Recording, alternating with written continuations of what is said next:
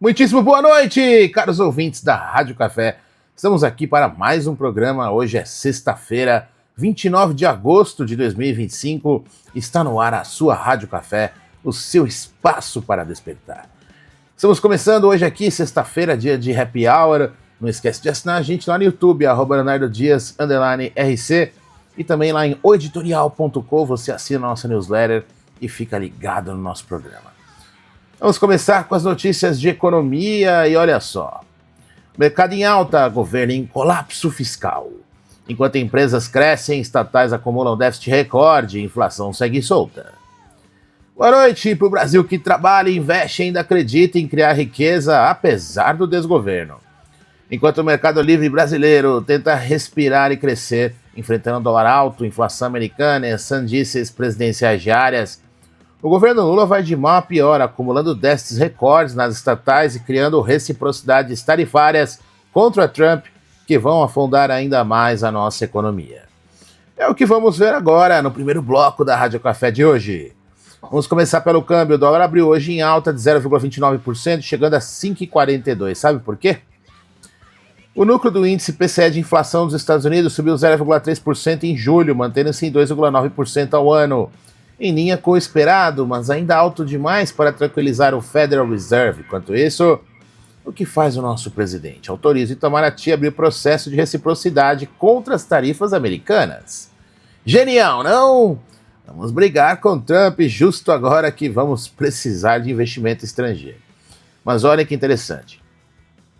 Enquanto o governo afunda, o Bitcoin despencou para apenas 108 mil dólares. Vocês ouviram bem, caiu para 108 mil dólares, uma queda de 3,5% nas últimas 24 horas, o que deixou investidores cautelosos. O Ether caiu 6%, indo para 4.287 dólares. João Galhardo, da Mint do BTG Pactual, explica que o mercado lê o dado de inflação como morno. Traduzindo, nem bom o suficiente para derrubar juros, nem ruim o suficiente para criar pânico. É a mediocridade institucionalizada, meus amigos. Vamos ao mundo real das empresas que produzem. A Caixa Seguridade está com a recomendação de compra do Itaú BBA, porque enquanto a BB Seguridade fica no neutro. Sabe por quê? Simples, a Caixa tem visibilidade de lucros operacionais no curto prazo e fluxo consistente de dividendos. Já a BB Seguridade sofre com os desafios do crédito do Banco do Brasil, especialmente no agronegócio. O BBA projeta crescimento de 11% no lucro por ação da Caixa até 2027, com dividend yield de 9,5%. Nada mal para quem quer fugir da inflação. E falando em investimento privado de verdade, temos um panorama dos investidores anjo no Brasil. Segundo a pesquisa da Anjos do Brasil com o Sebrae, 59% dos potenciais investidores relatam dificuldades em acessar boas oportunidades. Os principais desafios? Incerteza econômica, obrigado aí pro desgoverno, hein? Risco elevado, 67%, falta de incentivos fiscais, 41%, e a eterna burocracia brasileira. Cássio Espina acertou em cheio, abre aspas, o Brasil investe muito menos em startup do que seria compatível com o tamanho da economia. E sabe quem investe? Homens, 81,5%, entre 41 e 50 anos, com experiência em empreendedorismo. São os que ainda acreditam no Brasil, apesar de tudo. Mas nem tudo são flores no mercado privado. A Reag Investimentos, uma das maiores gestoras independentes do país, com 299 bilhões de reais sob gestão, caiu 6,31% hoje na Bolsa. Ontem já tinha caído 22%. O motivo? A Operação Carbono Oculto da Receita Federal, que descobriu um esquema bilionário de fraudes no setor de combustíveis envolvendo o PCC e, pasmem, fundos de investimento e fintechs da Faria Lima. É o crime organizado usando o sistema financeiro sofisticado para lavar dinheiro. Foram 52 bilhões de reais movimentados entre 2020 e 2024, com sonegação de 7,6 bilhões de reais em impostos. O ministro Haddad o que faz? Anuncia que fintechs terão as mesmas regras dos bancos tradicionais. Mais regulação. Porque o problema do Brasil é falta de regulação, não é mesmo? Enquanto isso, o dólar fechou ontem a 5,40 e o Bovespa subiu 1,32%, chegando aos 141.049 pontos. Por quê? porque o PIB americano cresceu 3,3% no segundo trimestre, mostrando que lá, ao contrário daqui, a economia funciona. Agora uma notícia que mostra o Brasil que dá certo quando o governo não atrapalha. A Raízen vendeu 2 usinas em Mato Grosso do Sul por 1,54 bilhão para a Cocal Agroindústria. As ações da empresa saltaram 11% com o anúncio. A companhia se reestruturando, reduzindo o endividamento de 49 bilhões e focando em eficiência. Agora fica com 25 usinas e capacidade de 75 milhões de toneladas por safra. É a gestão privada aí, vendendo o que não é estratégico, reduzindo dívida, aumentando eficiência. E o que é pior, é enfrentando concorrência do crime organizado. Vejam vocês. E para fechar este giro com chave de ouro, ou melhor, de déficit, as estatais federais acumularam um prejuízo recorde de 5,52 bilhões de reais de janeiro a julho, um aumento de 61% em relação ao ano passado. É o maior déficit da série histórica iniciada em 2002. É o MGI, o ministério responsável, que faz. Critica a metodologia do Banco Central. Claro, o problema não é o déficit, é a régua do déficit. Estreja do bolo, com a Operação Carbono Oculto descobriu-se que esquema de fraudes pode beneficiar as distribuidoras legítimas. O Bradesco BBI calcula que Vibra, Ultrapar e Raízen podem ter ganhos de EBITDA de 370 milhões de reais cada, se os 7,3 bilhões de litros vendidos ilegalmente pelo PCC forem redistribuídos.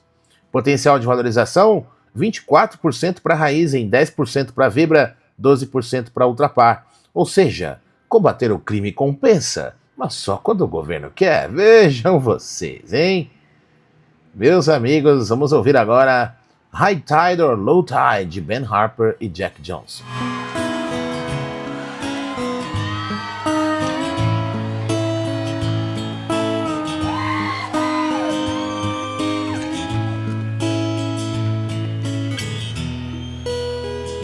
Yes, high seas over low seas, I'm gonna be your friend. You know that I'm gonna be your friend. Yes, high tide over low tide, I'll be by your side. You know that I'll be by your side.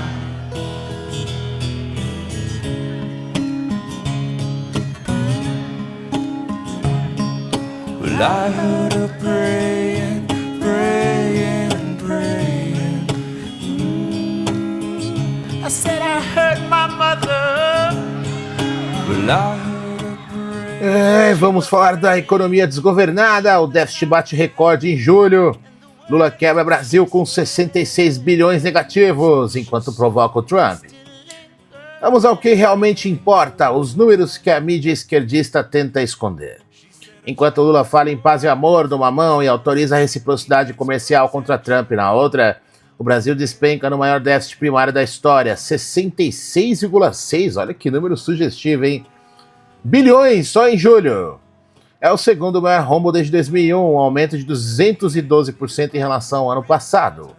E o que faz o nosso presidente? Vai para a rádio falar que não tem pressa de brigar com os americanos. Claro, é só quebrar o país primeiro.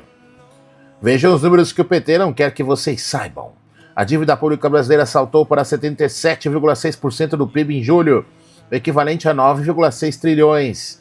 Aumentou 0,9 ponto percentual só no mês passado e, pasmem, subiu 5,9 pontos percentuais desde que Lula voltou ao poder.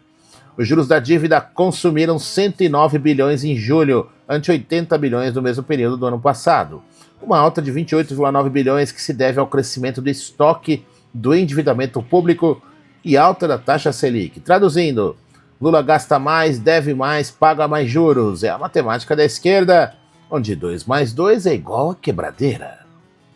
No acumulado de 12 meses, a despesa com juros atingiu 941 bilhões de reais, 7,64% do PIB inteiro. E o déficit nominal, 968,5 bilhões, ou 7,86% do PIB. Para vocês terem ideia da catástrofe, é quase 1 trilhão de reais de rombo. Enquanto isso, Lula vai na rádio Itatiaia dizer que não tentou ligar para Trump. Óbvio que não ligou. Está ocupado quebrando o Brasil. E o pior, Depois de autorizar a Itamaraty a iniciar o processo de lei de reciprocidade contra as tarifas americanas de 50%, Lula agora diz que não tem pressa. O homem literalmente autorizou uma guerra comercial na quinta-feira e na sexta fala em Lulinha Paz e Amor. Ele conta que o ministro Haddad tentou marcar ligação com o secretário do Tesouro americano, mas no dia da conversa ele apareceu em foto reunido com Eduardo Bolsonaro. Claro, os americanos sabem quem são os verdadeiros patriotas brasileiros. Mas veja a genialidade da estratégia lulopetista. Enquanto o país quebra com déficit recorde, mercadante no BNDES quer dar standstill, uma suspensão temporária de dívidas para empresas afetadas pelo tarifaço, ou seja, o governo que quebrou o país vai dar calote nos próprios empréstimos para ajudar empresas prejudicadas pela política externa desastrosa do próprio governo. É o PT 101. Cria o problema, culpa os outros, socializa o prejuízo. O BNDES vai disponibilizar 40 bilhões de reais em linhas de crédito, 30 bilhões do fundo garantidor e 10 bilhões do próprio banco. O dinheiro que sai do bolso do contribuinte vai para compensar a incompetência diplomática de quem não consegue sequer uma conversa civilizada com Washington. Enquanto isso, prefeitos de 15 cidades foram ao Rio implorar por ajuda. Simão Durando de Petrolina disse que o tarifaço deixou todos de mãos atadas para exportar 2.500 contêineres de manga e 700 de uva. Um terço da população de Petrolina vive da fruticultura. Mais de 1 milhão de pessoas do Vale de São Francisco dependem dessas exportações. Tudo jogado no lixo pela teimosia ideológica de Lula. Em Franca, São Paulo, 12 a 14 mil pessoas trabalham no setor de calçados, que pode perder 100% das vendas para os Estados Unidos. São 1 milhão de pares de sapato que serão brecados no embarque, produtos com especificações americanas que não servem para outros mercados. Alexandre Ferreira, prefeito da cidade, explica que são contratos feitos no ano passado com previsão de entrega agora, ou seja, compromissos assumidos que viram pó por causa da diplomacia petista. E qual a resposta genial do desgoverno? Lula diz que vai procurar outro mercado se os Estados Unidos não negociarem. Abre aspas, não vou ficar chorando leite derramado, afirma. Fácil falar quando quem chora são os milhares de trabalhadores demitidos. Ele cita que Alckmin está no México e que vai para a Malásia falar com 11 países asiáticos. Ótimo, Lula. Vamos trocar o maior mercado do mundo que compra produtos de alto valor agregado pelo México e Malásia. É o mesmo raciocínio que levou o Brasil ao déficit de quase 1 trilhão. Para coroar a semana de genialidades, o indicador de incerteza da FGV caiu 2,5 pontos para 110,7. A economista Ana Carolina Gouveia disse que foi acomodação frente aos intensos ruídos do tarifaço americano. Traduzindo, o mercado se acostumou com a incompetência. É o Brasil se conformando com o fracasso como novo normal. E sabe o que é mais irônico? Trump já avisou no decreto que, caso o governo do Brasil retalie, modificaria esta ordem para garantir eficácia. Ou seja, se Lula aplicar a reciprocidade, as tarifas vão de 50% para 100%, inviabilizando completamente nossas exportações, e Lula inviabilizando as nossas importações. Lula está literalmente brincando com fogo, e quem se queima são os brasileiros que trabalham. Meu amigo, vamos ouvir agora Charlie Brown Jr., Lutar pelo que é meu.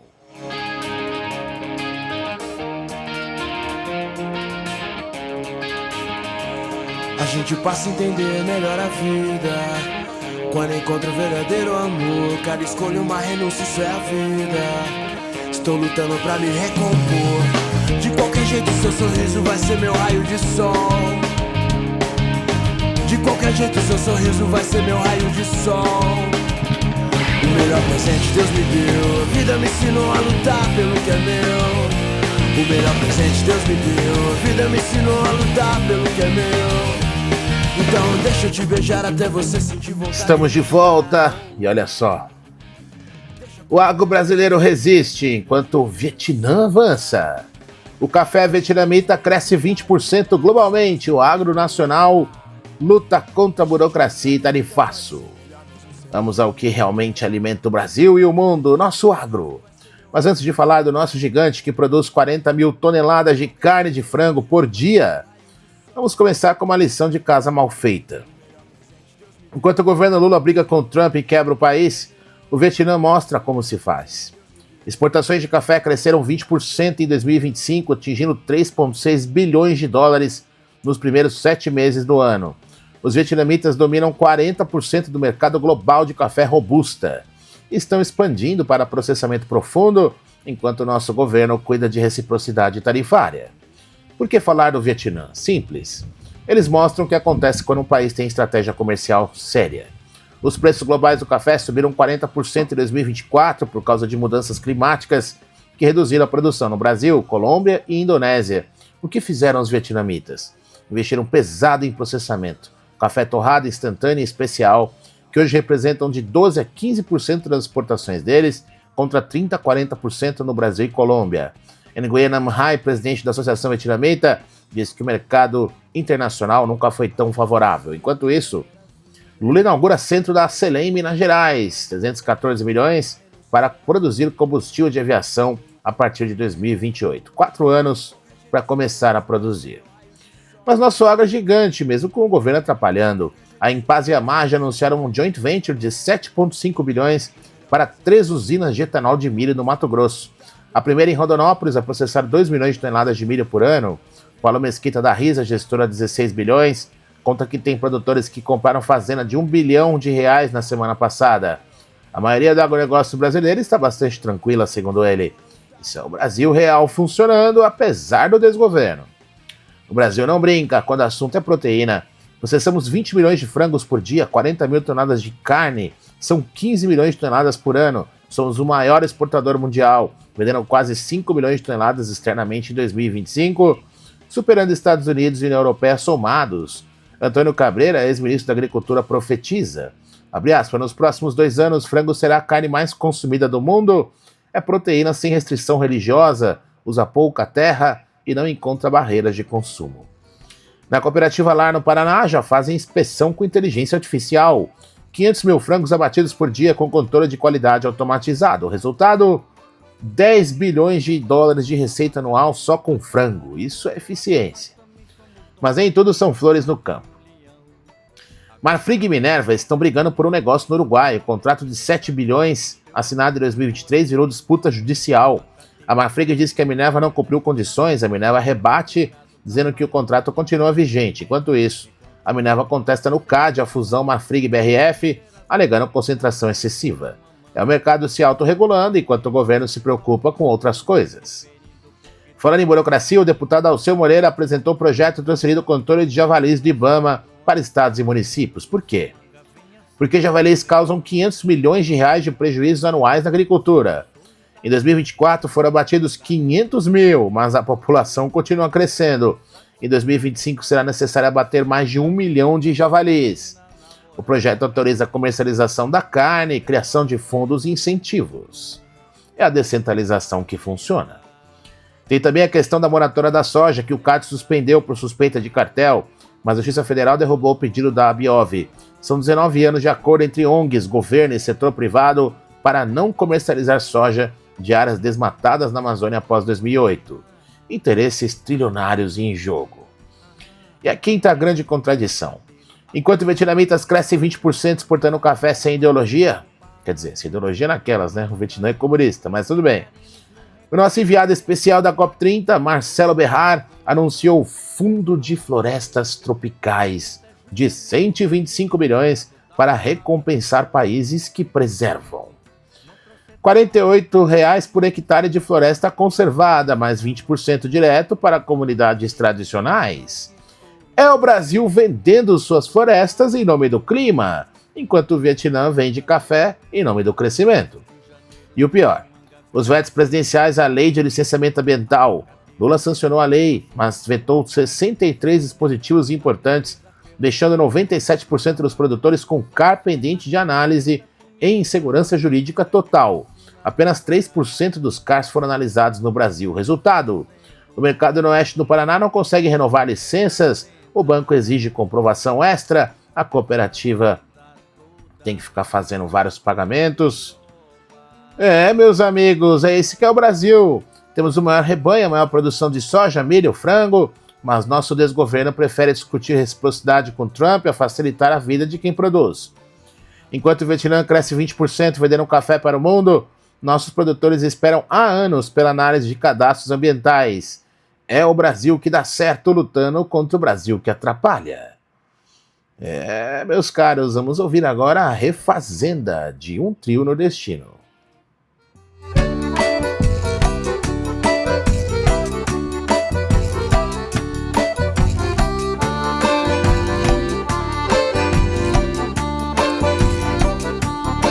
Abacateiro, acataremos teu ato, nós também somos do mato, como o pato e o leão. Aguardaremos, brincaremos no regato, até que nos traga os frutos, teu amor, teu coração. Abacateiro, teu recolhimento é justamente o significado da palavra temporão. Enquanto o tempo não trouxer teu abacate, amanhecerá tomate, anoitecerá mamão. Abacateiro, saibes ao que estou me referindo, porque todo tamarindo tem o seu agosto azedo, cedo, antes que o janeiro doce manga venha a ser também. Abacateiro, serás meu parceiro solitário nesse itinerário da leveza pelo ar. Abacateiro. É sexta-feira, muita gente já tá aí com o seu drink aí. Hoje é rádio vinho, rádio cerveja. Vamos lá. Olha só. Aí avança globalmente, o Brasil regula até a morte. Enquanto o Vietnã, China e Singapura lideram a inovação, receita brasileira mata as fintechs. Para fechar essa sessão de economia com chave de ouro ou seria de regulamentação, vamos falar do futuro que chega apesar do governo brasileiro. Enquanto o mundo abraça inovação, nossa Receita Federal publica norma igualando fintechs a grandes bancos. Mesmas obrigações, mesma burocracia, mesmo estrangulamento regulatório de sempre. A justificativa? Combater o crime organizado, claro, porque a solução para combater bandidos é sempre matar empresas honestas com papelada infinita. Vejam que interessante. A Receita admite que a desinformação prejudicou a operação dos serviços no ano passado, quando norma similar foi revogada por enorme onda de mentiras e fake news. Traduzindo, o povo descobriu o que realmente significava e reagiu. Agora voltam com a mesma droga embrulhada em papel diferente. Fernando Haddad já tinha antecipado que fintech seriam as mesmas regras dos bancos tradicionais. É o governo que quebra o país, regulamentando até a morte a inovação. Enquanto isso, vejam o que acontece no mundo real da inovação.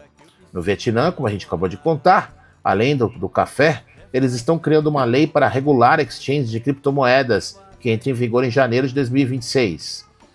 5 exchanges domésticas serão licenciadas para negociar Bitcoin, Ethereum e outras 50 criptomoedas. Phan Duc Trong, presidente da Associação Blockchain Vietnamita, diz que o framework, claro, constrói confiança do investidor. Eles regulamentam para permitir, nós regulamentamos para proibir. Com mais de 17 milhões de vietnamitas detendo ativos digitais, investimentos de 105 bilhões de dólares em blockchain, eles sabem que o futuro é digital. Transhuan Chain, da Associação de Blockchain de Ho Chi Minh, alerta: se não abrirmos exchange nos próximos 2 anos, ficaremos para trás. Aqui no Brasil, a nossa preocupação é criar mais formulários e carimbos. Na China, a Universidade de Zhejiang recebeu calouros com cães robóticos. 3 modelos, Light 3, X30, Lynx M20, fazendo de tudo. Dançando, servindo bebidas, carregando bagagem de até 85 quilos. O X30 navega escadas e terrenos irregulares com tecnologia de fusão multissensor. O Lynx M20 tem design híbrido, roda-perna, alternando entre rolar e caminhar conforme o terreno. Enquanto isso, na Universidade de Xi'an criaram o chatbot Jiao Xiaoxin, o robô humanoide Xun Xiao, para ajudar estudantes. Eles inovam, nós regulamentamos. Em Singapura, a Nanyang Biologics desenvolveu uma plataforma de IA chamada Vecura, que identifica candidatos a medicamentos em 6 minutos. O processo tradicional leva anos analisando milhões de moléculas. Com parcerias da Equinix, HP e NVIDIA, a plataforma usa a rede neural para prever interações droga-alvo, baseada em biblioteca de mais de 50 mil organismos. O mercado global de descoberta de drogas, 186 milhões de dólares em 2024, projetado para 635 milhões de dólares em 2034, um crescimento de 13% ao ano. E aqui, o Magalu lançou o primeiro programa trainee em IA do Brasil, salário de R$ 9.600, inscrição via WhatsApp com a Lu. Federico Trajano quer implementar o ciclo impulsionado por IA e atrair os melhores talentos. Uma empresa brasileira entendeu que o futuro é agora, mas convenhamos, 9.600 para um trainee em IA é salário de estagiário lá fora, né? Mas enfim, A Anthropic começou a usar dados de usuários para treinar IA, transcrições de chat, sessões de codificação armazenadas por até 5 anos. Usuários têm até 28 de setembro para decidir. Se não quiserem, os dados são retidos por apenas 30 dias. É transparência e escolha do usuário. A Meta perdeu talentos de IA recém-contratados depois de gastar 14 bilhões de dólares para trazer Alexander Wang da Scale AI. Mark Zuckerberg montou um Dream Team com mais de 50 pesquisadores, incluindo 20 da OpenAI e 13 do Google. 2 meses depois, começaram as debandadas. Chaya Nayak voltou para a OpenAI, Afroz Mohudin voltou para o Google. Criaram o Meta Super Intelligence Labs, mas já reorganizaram tudo. Pois é, o mercado autorregulando a competência. O YouTube está aplicando o Upscale AI em vídeos sem avisar criadores. O Red Show e Rick Beato reclamam que o conteúdo fica com aparência plástica, perdendo a estética original. O Google diz que é um experimento com shorts, usando aprendizado de máquina tradicional. Criadores temem que o público pense que estão usando IA quando não estão.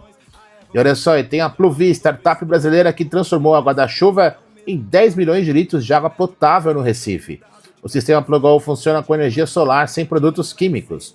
Reconhecido internacionalmente na BRICS Women Startups em Moscou, vencendo entre 1.000 concorrentes de 28 países.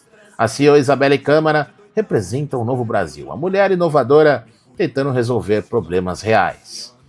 Então é isso, Brasil. Enquanto vietnamitas regulamentam para crescer, chineses robotizam universidades, singapurianos descobrem remédios em minutos e até a nossa Pluvi nova captando chuva. A Receita Federal inventa mais burocracia para fintechs. É o velho Brasil que atrapalha, lutando contra o novo Brasil que quer crescer. A inteligência artificial é uma das tecnologias mais promissoras do século XXI, mas aqui ainda tratamos inovação como suspeita de crime. Vejam vocês. Meus amigos, vamos encerrando a sessão de economia, vou começar a sessão Brasil. Vamos ouvir inteligência artificial de um barril de rap.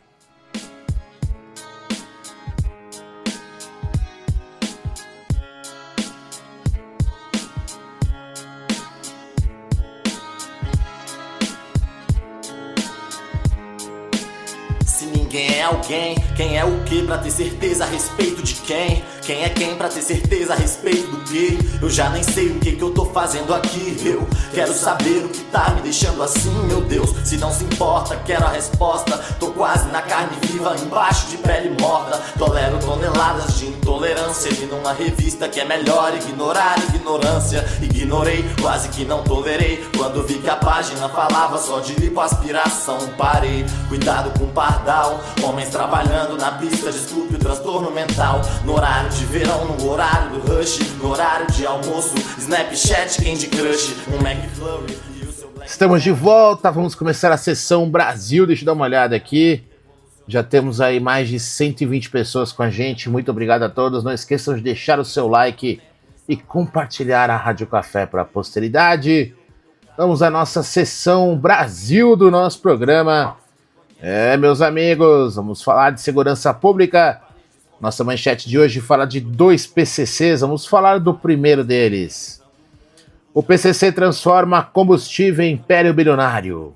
A operação revela controle da facção sobre postos, fintechs e até reuniões com o desgoverno Lula. Vejam vocês, hein?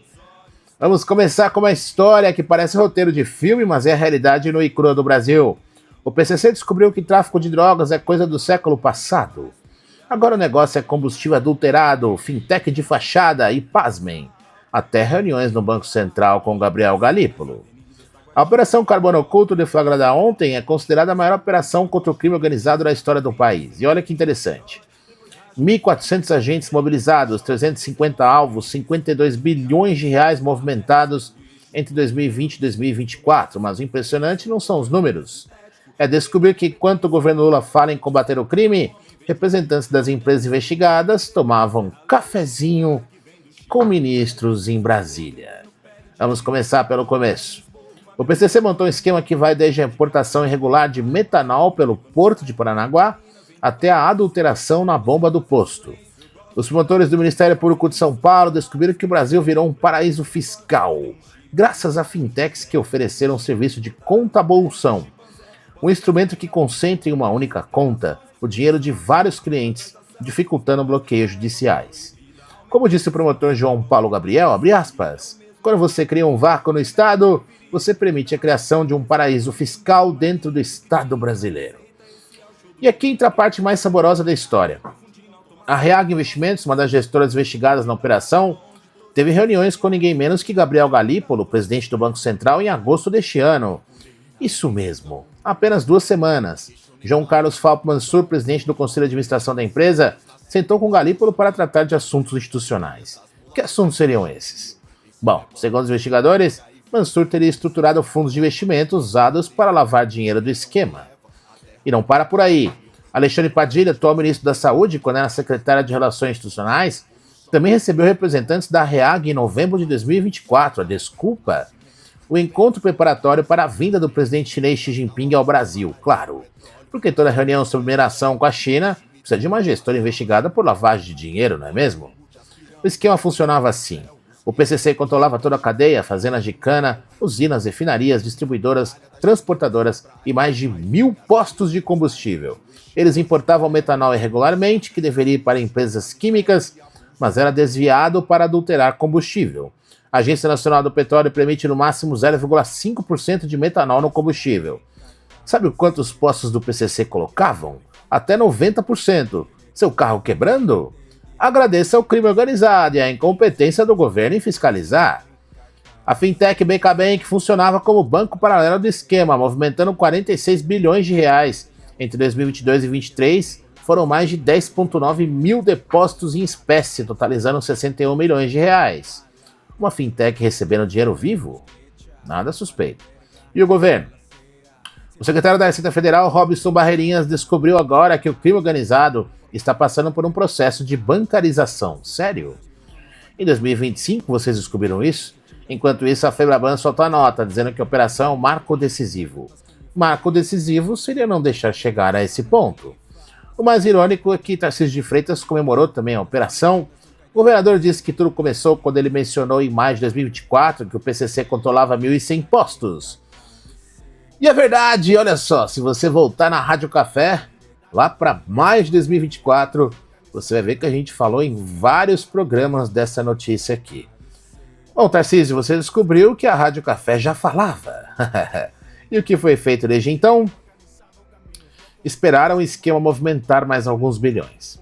Agora o ministro da Fazenda, Fernando Haddad, promete regulamentar as fintechs. A mesma regulamentação que tentaram fazer em janeiro e recuaram por causa de fake news sobre o Pix. Ou seja, o governo teve medo de fake news, deixou o crime organizado lavar 52 bilhões de reais tranquilamente. Fake news? Que fake news? Não tinha fake news nenhuma. O Nicolas fez um vídeo explicando exatamente os planos do governo de monitorar o Pix. Não tinha nada de fake news. Mas enfim, né? Tem gente que ainda acredita que o problema do Brasil é Bolsonaro no X. Enquanto vocês perseguem conservadores nas redes sociais, o PCC está comprando usinas, refinarias e retomando o cafezinho no Banco Central. Esse é o Brasil do desgoverno Lula, o crime organizado na Faria Lima e os honestos, pois é, honestos na cadeia de refém. Vejam vocês, hein? Essa é a Rádio Café despertando você para a realidade que a grande mídia esconde. Antes da nossa próxima notícia, vamos ouvir Crimen Organizado, de Cartel de las Calles. La clica KDC, Operando las calles aquí rifando, ya sabes, traficantes criminales. directos del 2010. Crimen organizado, caminos locos, sicarios comandando Es todo la el plano. clica KDC. Asaltos, asesinatos cometiendo estos malandros. Lo que era siempre empujando, puercos tenemos comprados. Afiliados en las gangas, las calles están controladas. Involucrados en crimen, en destierro de la rata. Somos locotes, tirando balas para los jales. Tenemos flecha, nos vale verga la balacera. Siempre rodeados de putas y teboleras. Pelones tumbados, pa' guerra uniformados. Vamos falar do giro da juristocracia. E o STF mantém Robinho preso, enquanto planeja o linchamento midiático de Bolsonaro. Ministros protegem estupradores comuns, mas perseguem ex-presidente com sede de vingança. Vamos ao nosso giro da juristocracia, onde a Suprema Corte Brasileira prova diariamente que não existe justiça, só existe poder. Hoje temos até um festival de contradições tão absurdo que até Kafka ficaria confuso. Vamos começar com o STF decidindo por 6-1 manter Robinho preso por estupro coletivo. O único voto contrário, Gilmar Mendes, que é santista, que aparentemente acha que a torcida para o mesmo time pode valer um pouco mais que a justiça. O ministro argumentou que não é caso de admitir a execução provisória da pena antes do trânsito em julgado. Engraçado, né? Para Robinho, Gilmar se preocupa com o trânsito em julgado. Para os presos do 8 de janeiro, nem habeas corpus eles têm direito. Mas o circo mesmo está armado para segunda-feira que vem. O STF recebeu mais de 3 mil inscrições para assistir ao julgamento de Bolsonaro, isso mesmo. Transformaram o julgamento em espetáculo. São 150 lugares disponíveis por dia em 8 sessões. É o Big Brother Judicial. Cristiano Zanin, que preside a primeira turma, colocou sessões extraordinárias das 9 às 12 e das 14 às 19. Trabalho duro para condenar o homem que teve 58 milhões de votos por nada. E quem são os réus desse teatro do absurdo? Bolsonaro acusado de liderar uma trama golpista que nunca existiu. Braga Neto, o único preso acusado de entregar dinheiro numa sacola de vinho. Uma evidência robusta, não? Anderson Torres, que teve uma minuta encontrada em sua casa. Alexandre Ramage, acusado de disseminar notícias falsas sobre fraude nas eleições, porque questionar o sistema eleitoral agora é crime. Enquanto isso, o New York Times, aquele jornal esquerdista americano, publicou hoje uma análise questionando se o Brasil viu uma guinada autoritária perigosa comandada pelo STF. Até eles perceberam. O jornal questiona a concentração de poder de Alexandre de Moraes, que chefia investigações, ordena buscas, bloqueia redes sociais e prende sem julgamento. Abre aspas. É uma democracia imperfeita tentando lidar com uma ameaça autoritária? Pergunta o Times. Não, querido New York Times. É uma ditadura do judiciário mesmo. E tem mais. Eduardo Talhaferros, assessor de Moraes no TSE, deu uma entrevista bombástica hoje. Ele está na Itália, disse que não volta ao Brasil porque Moraes pode tirar sua vida. Nas palavras dele, abre aspas, sei quem é Moraes e sei que eu estando ali é para calar, inclusive pode até fazer um simulado e tirar a minha vida, fecha aspas. Talhaferro revelou que não havia monitoramento estruturado no TSE, mas sim perseguição direcionada. Abre aspas, só vinham denúncia quando o pessoal olhava e era tudo direcionado da direita e nada da esquerda, confessou. Talhaferro será ouvido na terça-feira pela Comissão de Segurança Pública do Senado, no mesmo dia em que começa o julgamento de Bolsonaro. Coincidência? Claro que não. Ele prometeu revelar tudo sobre as fraudes nas eleições de 2022. Abre aspas, a fraude foi feita denegrindo a imagem da direita, atacando constantemente a direita, impedindo que ela falasse, impedindo que a direita fizesse campanha. Agora o mais patético. Paulo Goneu, procurador-geral da República, que Lula acabou de reconduzir aí ao cargo, surpresa. Mandou um parecer dizendo que não precisa colocar policiais dentro da casa de Bolsonaro. Goneu falou em buscar equilíbrio entre o status de Bolsonaro e os interesses da justiça. Equilíbrio? O homem está em prisão domiciliar sem ter sido condenado. Moraes autorizou o Bolsonaro a receber um funcionário de cartório hoje, das 9 às 18 horas. Que generosidade! O ex-presidente pode assinar documentos, hein, Moraes? Que coisa. E tem mais escândalo no STJ. A empresa Force, investigada pela PF por corrupção, pagou 300 mil reais para Ana Carolina Noronha, filha do ministro João Otávio de Noronha. Durante o período dos pagamentos, tramitavam no STJ processos da Force sob a relatoria do papai ministro. Noronha endosou já tinha emprestado de sócio da empresa, mas isso não é conflito de interesses, né? É só um networking jurídico. Para fechar com chave de ouro, o advogado Martim de Luca do Rumble processou Alexandre de Moraes como pessoa física nos Estados Unidos. Por quê? Porque Moraes violou a soberania americana ao mandar ordem de censura por e-mail sem passar pelos canais legais. A AGU gastou 18,9 milhões de reais, olha esse valor, hein? Contratando um escritório americano para defender Moraes. Adivinha quem vai pagar? Querem cobrar da família Bolsonaro. Olha só, a vítima paga a defesa do algoz. É isso, ouvintes. No Brasil de hoje, estupradores têm mais direitos que ex-presidentes. Ministros do STF podem ameaçar de morte quem os denuncia. E a justiça virou um teatro onde o roteiro já está escrito. Segunda-feira começa o espetáculo do século, julgamento de um homem cujo único crime foi ganhar a eleição em 2018 e incomodar os globalistas brasileiros. Rádio Café, onde a verdade ainda não foi criminalizada por enquanto. Vamos ouvir agora Miss Red, de Kings of Convenience.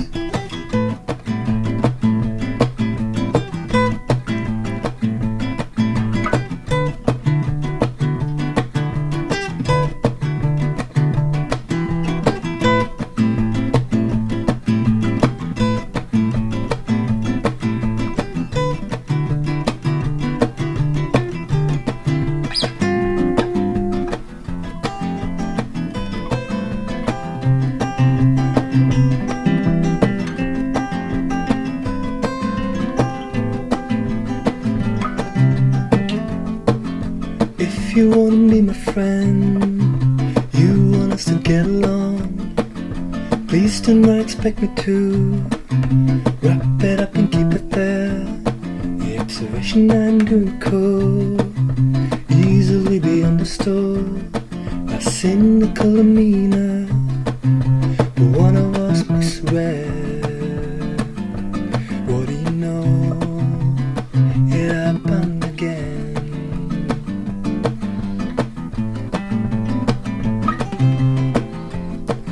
A friend is not a means. Estamos de volta. E olha só. Lula aciona a lei da reciprocidade contra os Estados Unidos e culpa Nicolas. O presidente ataca deputado mineiro e Trump enquanto defende crime organizado com ações contraditórias. Agora nosso giro do desgoverno, onde o presidente mais globalista da história do Brasil, que fez curso na Universidade Johns Hopkins, um antro globalista, finge defender a soberania nacional enquanto entrega o país ao Foro de São Paulo e ao crime organizado. Vamos começar com Lula acionando a lei da reciprocidade contra os Estados Unidos. Isso mesmo. O homem que passou a vida inteira bajulando ditadores comunistas agora quer peitar Donald Trump. Na quinta-feira à noite, reunido com ministros e líderes do PT no Palácio da Alvorada, provavelmente regado a vinho caro pago com o nosso dinheiro, Lula autorizou o processo contra as tarifas de 50% impostas pelos americanos. Não pensem que o Lula vai ficar mendigando uma conversa, disse o presidente. Eu vou procurar outros parceiros. Quais parceiros, Lula? China, Venezuela, Cuba, Nicarágua? O vice-presidente Geraldo Alckmin, sempre subserviente, comparou o Brasil com a China. Abre aspas. A China, na medida que adotou reciprocidade, é que trouxe os Estados Unidos para a mesa de negociação. Claro, Alckmin, porque o Brasil tem o mesmo peso econômico da China, né? Que piada. Enquanto isso, a AGU gastará 3,5 bilhões de dólares, 18,9 milhões de reais, contratando um escritório americano para contestar as tarifas. Mas o circo pegou fogo mesmo quando o Lula, em entrevista à Rádio Itatiaia hoje, atacou o deputado Nicolas Ferreira sem citar o nome. Ele disse, um deputado fez campanha de mentiras contra a Receita Federal. Agora está provado que ele está defendendo o crime organizado, disse Lula. Sério? O deputado que denunciou a tentativa de taxar o PIX está defendendo o PCC? Nicolas respondeu na mesma moeda, abre aspas, Lula cometeu a canalice de afirmar dolosamente, sem prova alguma, que eu defendi o crime organizado, uma mentira torpe, criminosa e irresponsável, iria à justiça.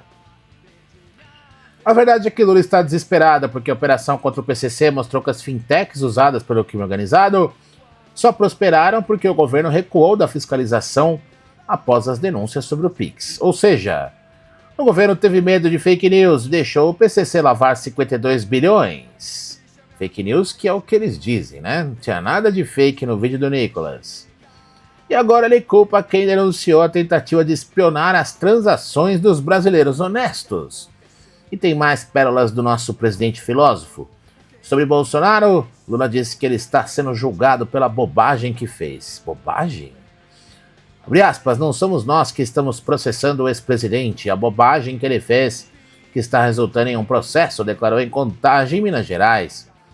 Lula também chamou Eduardo Bolsonaro de maior traidor da história do país por denunciar nos Estados Unidos a perseguição judicial contra seu pai. Abre aspas, é extremamente necessário caçar Eduardo Bolsonaro, disse. Caçar? Que linguagem democrática, hein? Sobre 2026, Lula diz ter planos B, C e D caso não seja candidato. Abre aspas, o que não falta é candidato dentro e fora do PT, admitiu. É uma eleição que nós não podemos perder. Não temos condições de devolver esse país ao fascismo. Fascismo? O homem que governa com censura, prisões políticas e perseguição judicial fala em fascismo? Agora o momento marketing do governo. A Secom lançou hoje a nova marca, Governo do Brasil, do lado do povo brasileiro. Substituir a União em Reconstrução, porque segundo o ministro Sidônio Palmeira, vivemos ameaças externas. Ameaças externas? As únicas ameaças são internas, corrupção, crime organizado, incompetência. Estar do lado do povo brasileiro é estar do lado do PIX, disse Sidônio Palmeira. Do PIX que vocês adorariam taxar, não é verdade? E o PT? A direção nacional deixou as mulheres de fora dos principais cargos. Presidente e 5 vice-secretário-geral, Relações Internacionais, Comunicação, tudo com homens. As mulheres ficaram com a nucleação, movimentos populares e formação. O Partido da Inclusão e do feminismo, deixando as mulheres para escanteio, hein? E olha aí quanta mulher não votou no PT. Pois é. Para fechar uma análise devastadora da ONU, o Brasil já entrou na lista das nações que abrigam máfias. O PCC atingiu status de máfia com hierarquia rígida, controle territorial, diversificação de atividades ilícitas e infiltração no Estado. Entre 2023 e 2024, o número de municípios no Amazonas sob influência do PCC ou Comando Vermelho cresceu 55%. O Brasil tem nota 8 de 10 no índice global do crime organizado. E o que faz o Lula? Veta o aumento de deputados, dizendo ser afronta à sociedade brasileira. Pois é, uma das coisas que ele fez aí que não foi tão errado não, mas assim, ele ignora que sob seu governo o crime organizado tomou conta do país, enquanto São Bernardo do Campo tem 8,4 homicídios por 100 mil habitantes, com gestão eficiente. Maranguape, no Ceará, tem 79,9. Olha só, hein? Qual que é a diferença entre os dois? Uma gestão competente versus omissão estatal. É isso, ouvintes. Lula briga com Trump, protege o PCC, persegue opositores e ainda se diz do lado do povo. O Brasil virou uma piada internacional e o palhaço principal mora na ilha de Brasília. Rádio Café, onde a verdade sobre o desgoverno é servida sem açúcar. Vamos ouvir agora a música Recíproca, de CPM 22.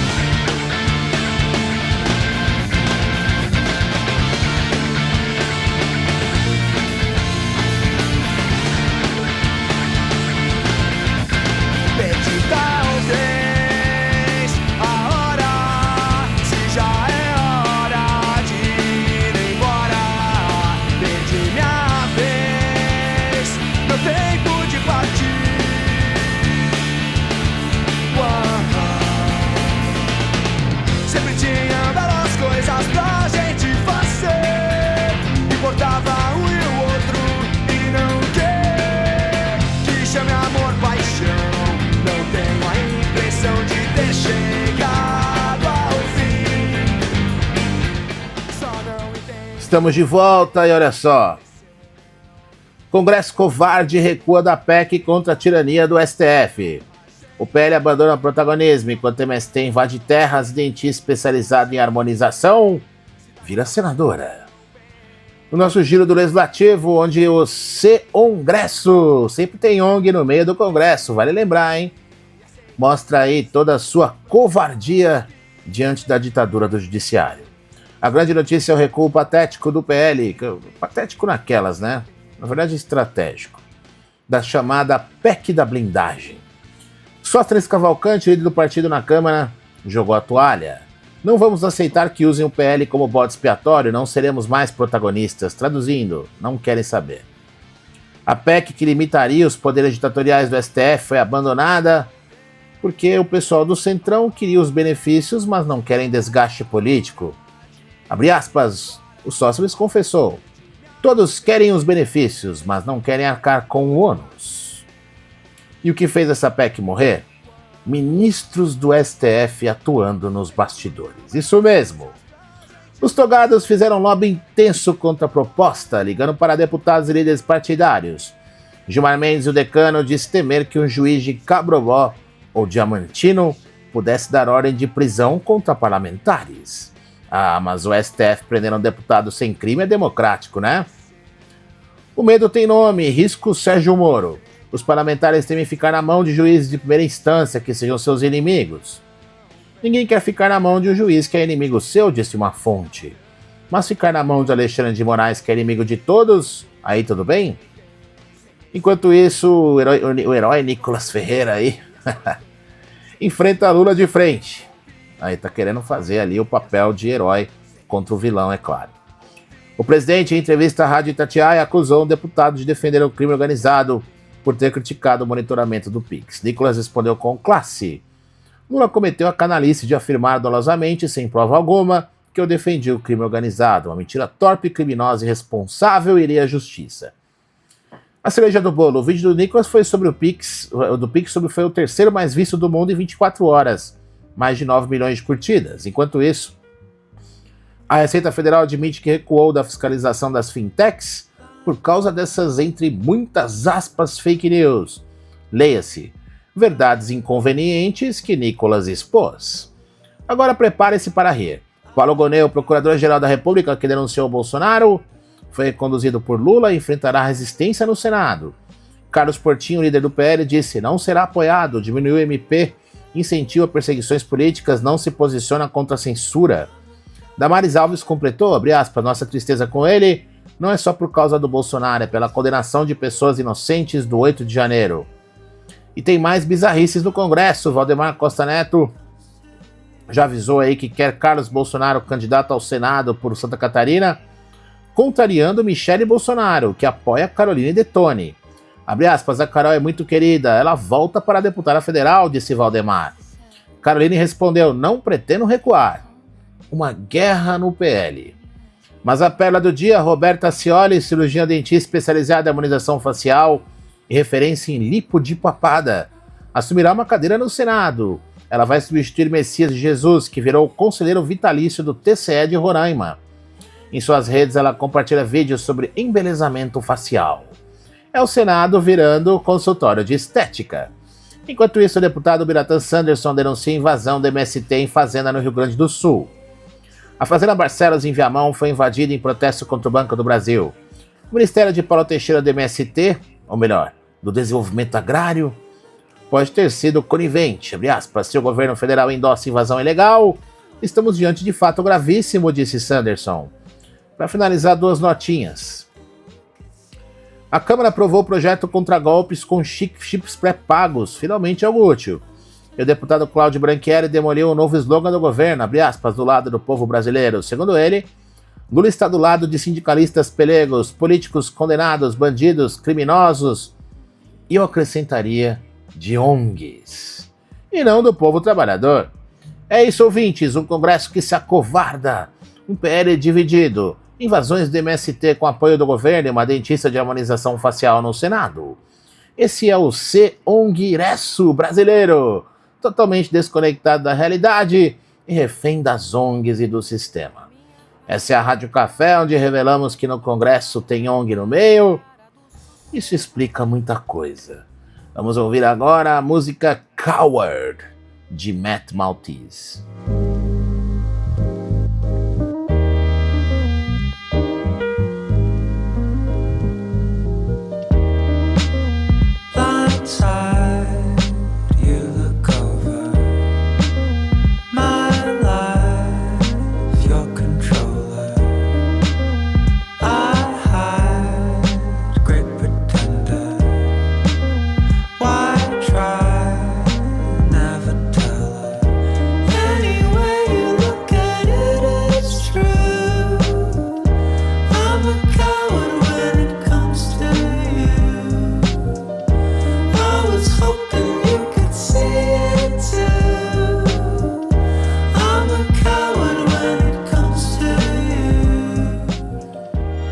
Estamos de volta. Vamos falar da oposição aqui. Eduardo Bolsonaro desafia o sistema e quer exercer o mandato dos Estados Unidos. Filha do presidente expõe corrupção de Moraes e família cogita deixar o PL se Tarcísio entrar. Agora nosso giro da oposição, onde a resistência contra a ditadura do judiciário continua viva, mesmo com Bolsonaro preso em casa e seus filhos perseguidos pelo mundo. Eduardo Bolsonaro deixou todo mundo de queixo caído hoje com uma entrevista bombástica ao Metrópolis. Primeiro, ele protocolou ofício pedindo para exercer o mandato dos Estados Unidos, onde está desde fevereiro, abre aspas. As condições atuais são muito mais graves que as vividas durante a pandemia. O risco de um parlamentar brasileiro ser alvo de perseguição política hoje é incomparavelmente maior do que o risco de adoecer gravemente de Covid, escreveu. E ele tem razão. Na pandemia, deputados trabalhavam de casa, agora com a ditadura de Moraes, nem isso querem permitir. Mas a bomba mesmo foi outra. Eduardo disse que a família Bolsonaro pode sair do PL se Tarcísio de Freitas entrar. Abre aspas, de fato é algo que a gente pensa. Existe um direcionamento para apagar a família Bolsonaro do cenário político. E soltou a real sobre Tarcísio, abre aspas. Qual é o secretário bolsonarista que existe no governo Tarcísio? Não tem. Mas há pessoas ali ligadas ao PSOL. Citou Laís Vita, secretária de Cultura, que foi secretária de Haddad e fez doações ao PSOL. Eduardo também se declarou candidato a presidente em 2026 caso o pai não possa concorrer, abre aspas.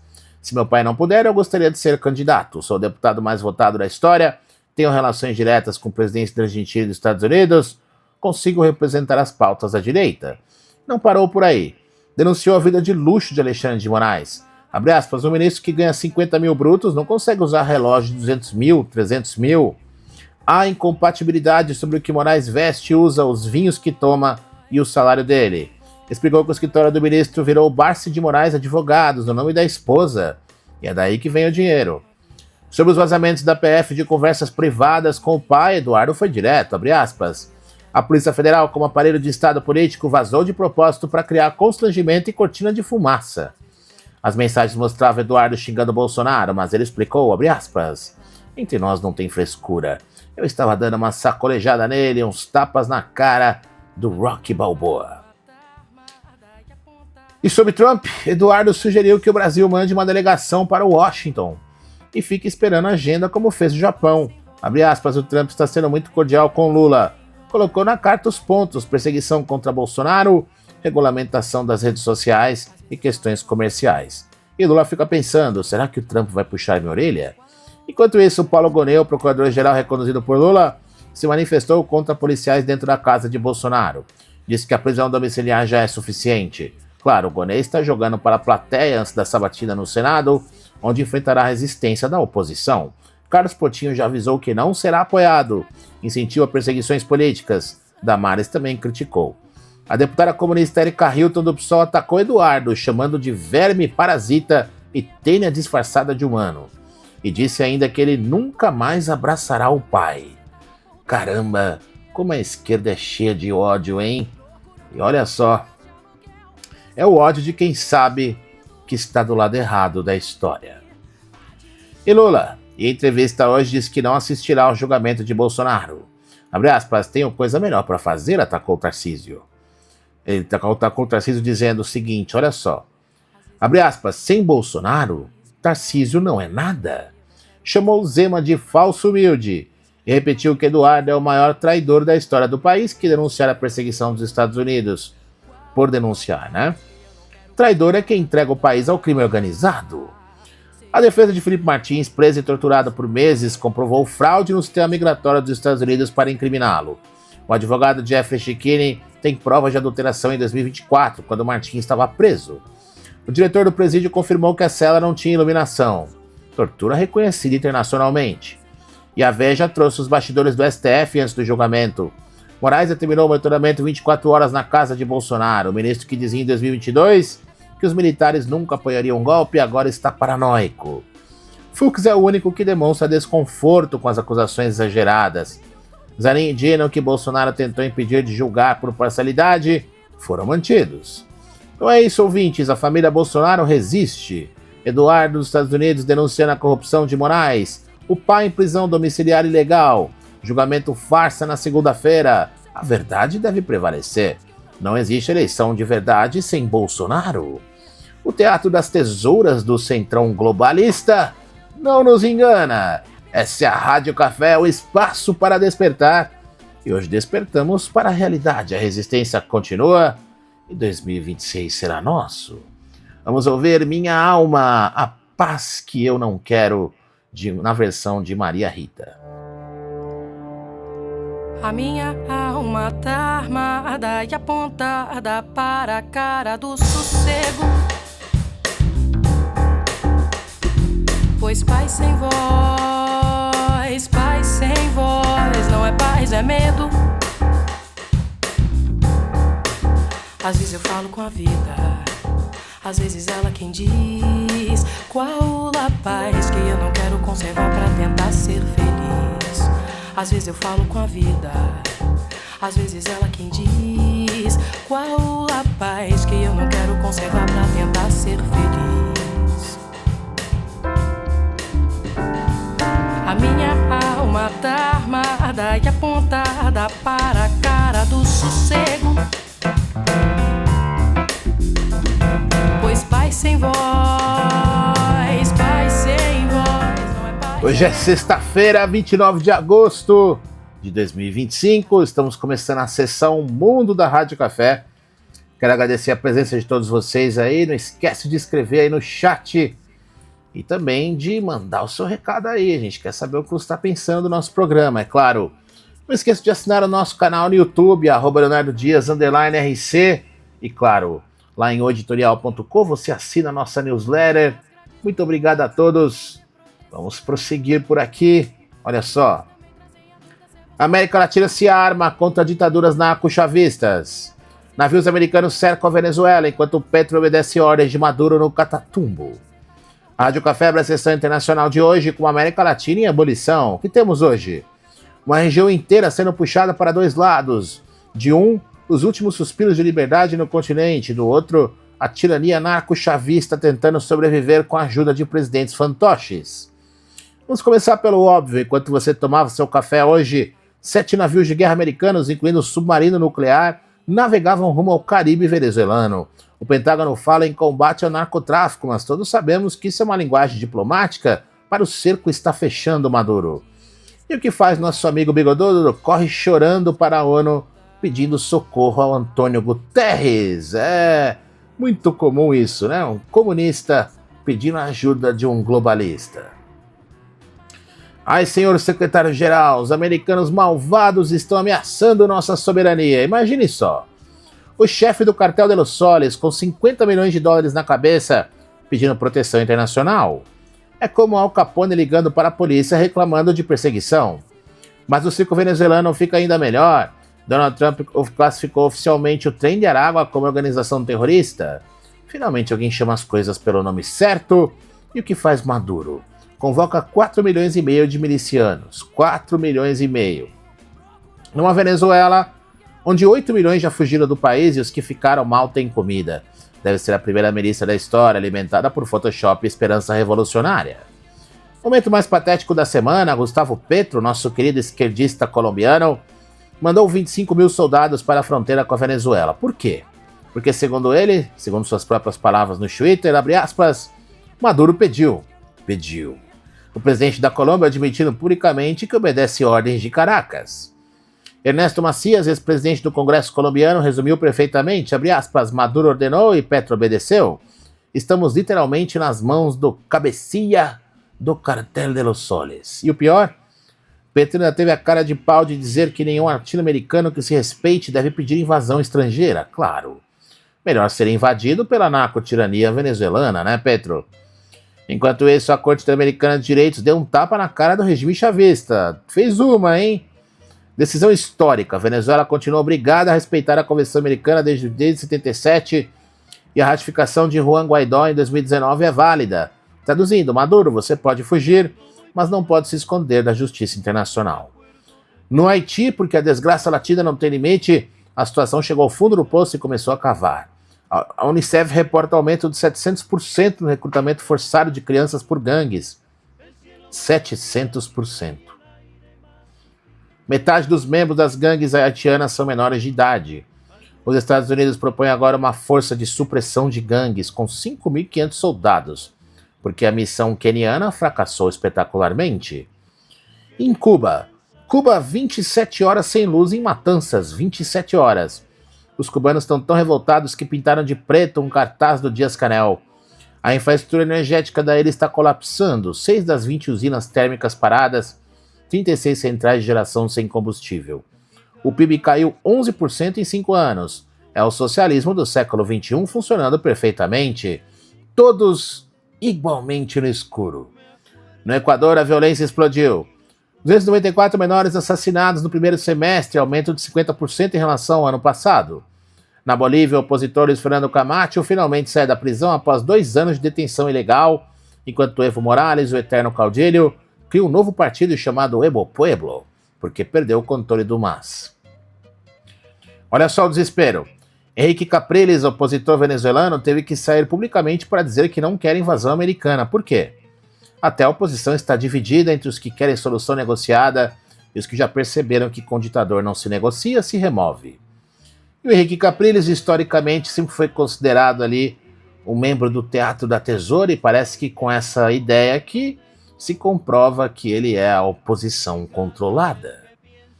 Esse é o retrato da América Latina. Em agosto de 2025, ditadores desesperados, presidentes fantoches, crianças, soldados, apagões intermináveis e navios de guerra no horizonte. De um lado, os últimos bastiões da resistência, Argentina de Milei, Paraguai, Equador, tentando sobreviver. Do outro, a Internacional do Crime Organizado, travestida de Revolução Bolivariana. Mas calma que o show latino-americano está só começando. Maduro convocando milícias imaginárias, Petro obedecendo ordens de Caracas, cubanos pintando cartazes no escuro e haitianos só querendo sobreviver mais um dia. Essa é a Rádio Café, enquanto a América Latina colapsa, nós continuamos acordados. Vamos ouvir agora a música Quando Voy por la Calle, de Trio América.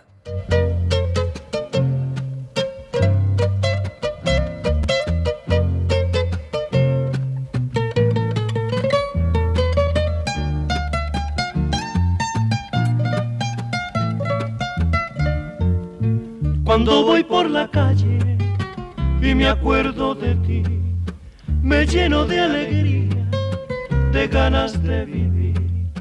Me parece que fueran las flores más bonitas, el cielo más radiante y el aire más sutil. Cuando escucho en la noche alguna melodía, qué cosas no daría por estar junto a ti, para sentir que vivo intensamente y para que tú sientas lo que eres para mí. Estoy enamorado. Estamos de volta, vamos viajar agora para a Europa e Oriente Médio. ONU fabrica fome em Gaza para salvar terroristas. Olha só, hein? É que a gente vem falando na Rádio Café, parece que se confirmou. A Israel expõe fraude de relatório enquanto Rússia massacra Kiev e Irã executa 840 pessoas. Vamos atravessar o Atlântico para encontrar o circo globalista em pleno funcionamento. A ONU, essa organização que há décadas finge resolver conflitos enquanto os perpetua, acaba de ser pega com a mão na massa numa das maiores fraudes jornalísticas do ano. Israel descobriu que o relatório da IPC sobre fome em Gaza foi literalmente forjado. Não estamos exagerando, eles inventaram 182 mortes para atingir o número mágico de 188, que configura tecnicamente uma fome. De 15.749 crianças pesquisadas, usaram apenas 7.519, exatamente o suficiente para manipular os resultados acima do nível da fome. É como jogar dados até sair o número que você quer e depois dizer que foi sorte. Eden Bartal, diretor-geral do Ministério das Relações Exteriores de Israel, não poupou palavras, falsificações grosseiras, manipulação de evidências, quebra das próprias regras. Israel está ameaçando cortar o financiamento da IPC e com razão. Imaginem vocês, um dos autores principais do relatório tem histórico de apoiar publicamente ataques terroristas hutis contra civis israelenses. É esse cara que está decidindo o que é fome e o que não é. Pois é. Dorothy Shea, embaixadora americana da ONU, confirmou: o relatório não passa no teste de credibilidade e integridade. Mas adivinha o que fez Antônio Guterres, o globalista secretário-geral da ONU? Defendeu o relatório, abre aspas. Os dados são robustos, científicos e técnicos. É a palavra que os globalistas mais amam para justificar as suas políticas mais absurdas, é que é tudo técnico. Vejam vocês. Claro, Antônio, são tão científicos quanto aquela vez que a ONU levou cólera para o Haiti e matou 10 mil pessoas. Enquanto isso, em Gaza, Israel recuperou os corpos de mais 2 reféns do Hamas. Ilan Wai, 56 anos, mantido em cativeiro por 693 dias. 693 dias. Sua esposa e filha foram libertados em 2023, mas o Hamas preferiu manter o corpo como troféu. Ainda restam 48 reféns, apenas 20 vivos, segundo estimativas. Sabe o que Israel fez essa semana? Cancelou as pausas táticas em Gaza. Acabou a palhaçada humanitária. A cidade de Gaza agora é oficialmente zona de combate. Por quê? Porque descobriram que a ajuda humanitária estava indo direto para o Hamas. Que surpresa, não é mesmo? Mandar comida para terroristas e esperar que eles distribuam para civis. A genial estratégia da ONU. Mas a hipocrisia não parou por aí. Marco Rubio, secretário de Estado, negou vistos para líderes palestinos irem à Assembleia Geral da ONU. Mahmoud Abbas e sua gangue não pisarão em Nova York. O motivo? Pay for Slay, o esquema palestino de pagar salários para terroristas e suas famílias. Quanto mais judeus você mata, maior o seu salário. É literalmente um programa de incentivo ao assassinato financiado com dinheiro internacional. Agora vamos para o leste europeu, onde a operação militar especial de Putin completou 3 anos essa semana, com o segundo maior ataque aéreo contra Kiev. 21 mortos, incluindo 4 crianças, 629 armas de ataque numa única noite, 598 drones, 31 mísseis. O Ministério da Defesa russo disse que mirou empresas do complexo militar industrial. Claro, essas crianças deviam estar fabricando tanques no quintal. Caroline Leavitt, porta-voz da Casa Branca, foi clara: Putin e Zelensky não conseguem sozinhos chegar ao fim desta guerra. Trump já se reuniu com ambos, Putin no Alasca, Zelensky na Casa Branca, mas nada. O prazo de 2 semanas para uma reunião trilateral já passou. Putin diz estar aberto a negociações enquanto bombardeia civis. É como dizer que está de dieta enquanto come um bolo inteiro. E a Ucrânia? Uma jogada desesperada liberou homens de até 22 anos para deixar o país. A desculpa oficial? Estudar e trabalhar no exterior para voltar e reconstruir a nação. A realidade? Estão perdendo uma geração inteira. Pesquisas mostram que 20% dos jovens ucranianos querem viver permanentemente fora, o dobro da média nacional. O sociólogo Alexander Wadum foi direto: ninguém vai voltar. Mas o prêmio de regime assassino da semana vai para o Irã. 841 execuções só em 2025, 841 pessoas mortas por pena de morte. Em julho foram 110, o dobro do ano passado. 7 execuções públicas, 11 pessoas aguardando na fila da morte. A ONU chama de ferramenta de intimidação estatal. Nós chamamos de teocracia islâmica, funcionando normalmente. E para fechar com chave de ouro dessa turnê pelo inferno globalista, o filho da princesa herdeira da Noruega, Marius Borg-Høibe, vai a julgamento por estupro e violência doméstica. 32 acusações separadas, incluindo 4 estupros, ameaças de morte e gravação não consentida de mulheres. Encontra aí, pode contar até 10 anos de prisão na sua vida aí, esse membro da nobreza da Noruega, né? Vejam vocês, hein? A realeza europeia, senhoras e senhores, tão civilizada, tão progressista, tão criminosa.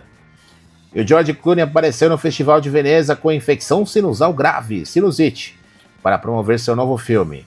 Coitado do George, esse globalista esquerdista americano, tendo que trabalhar doente. Enquanto isso, crianças morrem em Kiev, mulheres estão executadas em praça pública no Irã, e a ONU falsifica relatórios, mas o importante é o tapete vermelho.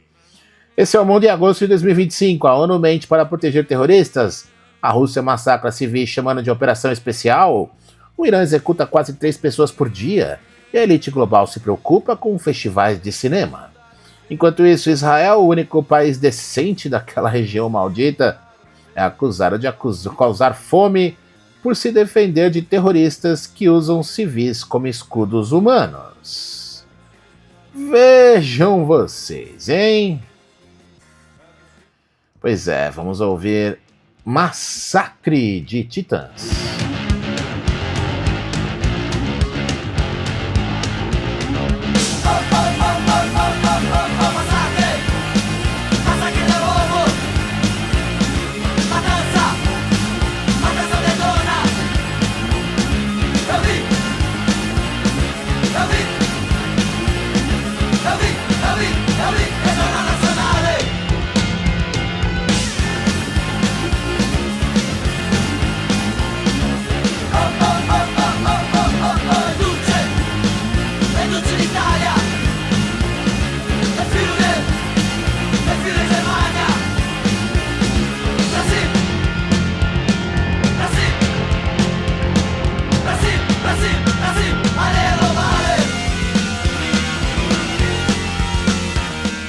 Muito bem, agora vamos para a Ásia, meus amigos. Lembra que eu falei do PCC ao quadrado? Vamos falar do outro PCC agora que, olha só, estão armando alguma coisa por aí. Essa reunião aqui, meu amigo, coisa boa não vai sair. Xi Jinping reúne ditadores para desafiar Trump. Parada militar em Pequim consolida o eixo do mal enquanto a Ásia-Pacífico desmorona. Vamos para o Pacífico, onde Xi Jinping está montando o que só pode ser descrito como o Woodstock dos ditadores. Semana que vem em Pequim teremos a maior reunião de tiranos desde a última reunião de tiranos em Pequim. O palco está montado, Xi Jinping ao centro, Putin à sua direita, Kim Jong-un à esquerda. Literalmente um sanduíche de megalomaníacos nucleares. E não para por aí, o novo presidente iraniano Masoud Pezeshkian confirmou presença, completando o que analistas ocidentais chamam de eixo da subversão. Vamos chamar de clube dos psicopatas anônimos, mas eles não são anônimos e definitivamente não estão em recuperação. A desculpa? Comemorar o fim da Segunda Guerra Mundial. Realidade? Uma demonstração de força contra Trump e o Ocidente. 26 chefes de Estado confirmados, mas adivinha quantos são ocidentais? Só 2. Robert Fico, da Eslováquia, aquele que gosta de visitar Moscou, e Alexander Vučić, da Sérvia. O resto, uma coleção de autocratas, ditadores e aspirantes a tiranos. O mais patético, o general Min Aung Hlaing, de Myanmar, que raramente sai do país porque está ocupado demais massacrando sua própria população, também confirmou presença. É tipo uma convenção de serial killers, onde todos trocam dicas sobre como oprimir melhor seus povos. Putin vai ficar 4 dias na China, muito raro, segundo o Kremlin. Ele vai se reunir com Modi e Erdogan e possivelmente com Kim Jong-un para uma reunião bilateral. Imagine a conversa. Então, Kim, como vão as execuções? Ótimas, Vladimir. E as suas prisões políticas? Maravilhosas, obrigado por perguntar. Que discussão bacana, hein? 3 documentos da Gazprom serão assinados, dando provavelmente mais acordos para vender gás russo através da China, burlando sanções ocidentais. O comércio Rússia-China está caindo e Putin está desesperado para reverter isso. Xi, por sua vez, quer mostrar que ainda é poderoso, apesar da economia chinesa estar com alguns problemas. Falando em economia com problemas, os Estados Unidos acabaram de revogar as autorizações para Samsung e SK Hynix produzirem chips na China. Acabou a festa. As empresas sul-coreanas agora precisam de licenças especiais para receber equipamentos americanos em suas fábricas chinesas. As ações da Lam Research caíram 4,4%, a Applied Materials 2,9% e a KLA 2,8%. Chris Miller, autor de Chip War, resumiu perfeitamente. Isso pode abrir espaço para empresas chinesas às custas das coreanas. É Trump apertando o cerco tecnológico, enquanto Xi monta seu circo militar. Mas a Ásia-Pacífico tem problemas maiores que chips. A primeira-ministra da Tailândia, Paetongtarn Shinawatra, foi destituída pela Corte Constitucional por, pasmem, ser educada demais uma ligação telefônica com o líder cambojano Hun Sen. A ligação vazou. Hun Sen a divulgou online, o gênio. E nela Paetongtarn parecia excessivamente amigável discutindo segurança nacional. Resultado, perdeu o cargo que ocupava apenas 1 ano. A filha de Thaksin Shinawatra, o magnata das telecomunicações que ainda controla a política tailandesa, mesmo depois de ser derrubado por um golpe militar em 2006. 5 dias de combate na fronteira da Tailândia-Camboja deixaram dezenas de mortos e 260 mil deslocados. A primeira-ministra foi demitida por ser educada? A Tailândia teve 5 primeiros ministros removidos pela Corte Constitucional em 17 anos. É quase um recorde olímpico de instabilidade política.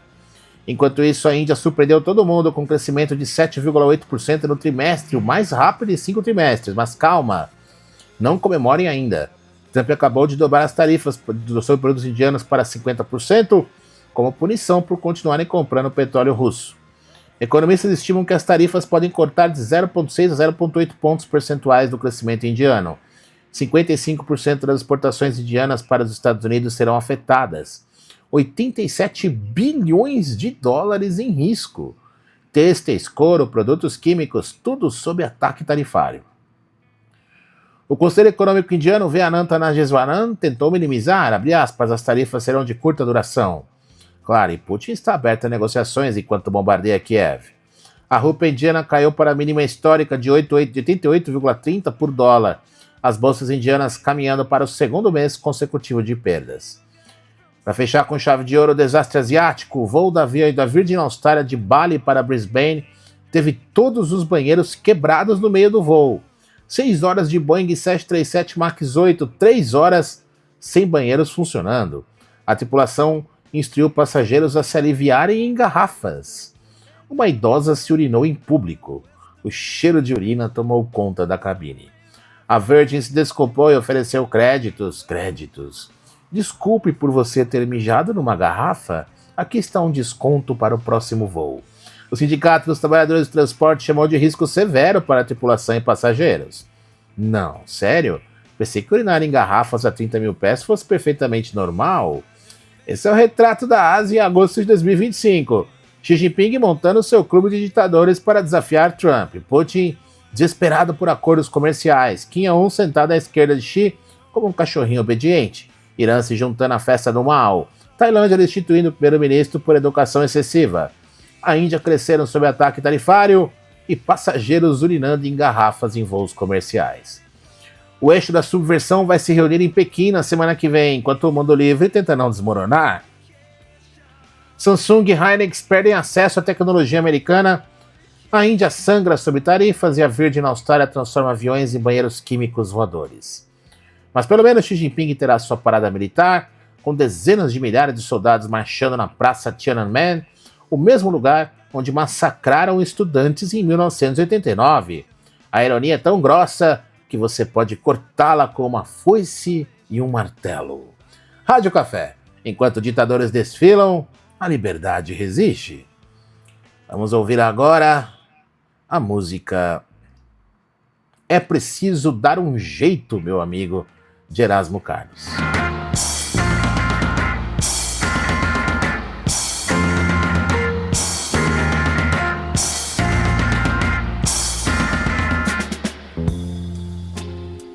Eu cheguei de muito longe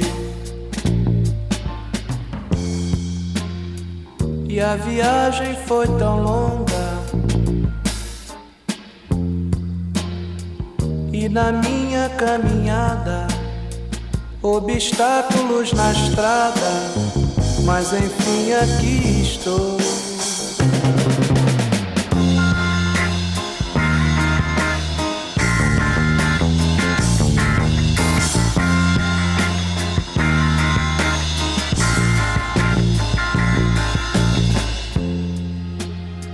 Mas estou envergonhado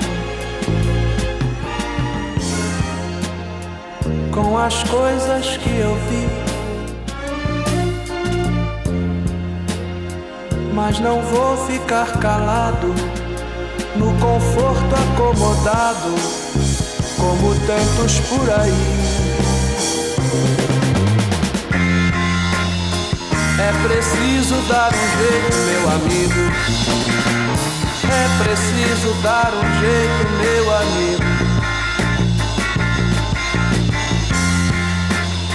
Descansar não adianta. Estamos de volta. Vamos para a notícia dos Estados Unidos. O Giro da América. Trump manda 200 agentes federais para Chicago rebelde.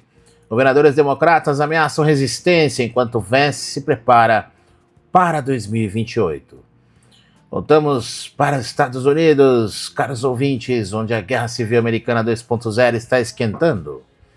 Donald Trump está enviando mais 200 agentes do Departamento da Segurança Interna para Chicago, a Chicago do prefeito democrata esquerdista Brandon Johnson, aquele que acha que crime é uma construção social. Tom Homan, no czar da fronteira de Trump, foi direto, abre aspas, olhem a taxa de criminalidade em Chicago. Vocês vão ter uma intensificação das operações em Chicago, Nova York, Los Angeles, Portland, Seattle, todas essas cidades santuário que se recusaram a trabalhar com o ICE. A Naval Station Great Lakes será transformada em base de operações. Centro de comando tático, espaço para 250 agentes, estacionamento para 140 veículos, armazenamento para suprimentos médicos e atenção, balas de borracha e gás lacrimogênio. Não é exercício não. É uma operação militar em solo americano contra as cidades democratas rebeldes. Brandon Johnson, prefeito de Chicago, está espumando, abre aspas. Rejeitamos qualquer tentativa que coloque os chicagoanos em perigo para promover os fins políticos do presidente. Fins políticos? Brandon, sua cidade teve 6 mortos e 27 feridos só no último fim de semana. Homicídios caíram 30%? Comparado com o quê? Com o apocalipse?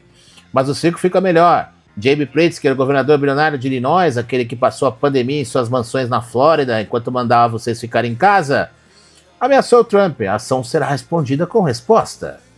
Pritzker disse que Trump quer usar militares para ocupar uma cidade americana, punir dissidentes e marcar pontos políticos.